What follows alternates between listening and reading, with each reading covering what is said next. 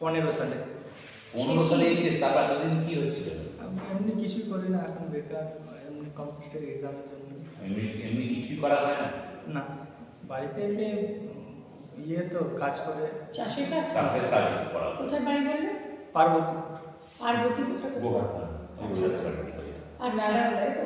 হুম। নারায়ণ, তাহলে তুমি এখন কি পরীক্ষার জন্য এসেছো এখানে? ডব্লিউবিপি। কি কত বয়স হলো তোমার? 29 বয়স হয়ে গেল তো? 27। 27। 27। অনেকটা বেশি হয়ে গেছে তো।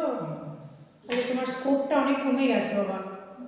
হ্যাঁ, তাহলে তো তোমাকে ফিজিক্যালি প্র্যাকটিস হচ্ছে তো মাঠে, ওটা ঠিক আছে, তাই রিটিনটাকে ইমপ্রুভ করতে হবে। হ্যাঁ, প্রিলি পাস হয়ে যায়, মেনে একটু মেনের জন্যই এখানে থেকে তাদের সাথে ব্যবস্থা করতে হবে, সেইটা এবারে নিজেকে পড়াশোনাটা ভালো করে করতে হবে, ওটার উপর ধ্যান দিতে হবে বেশি করে।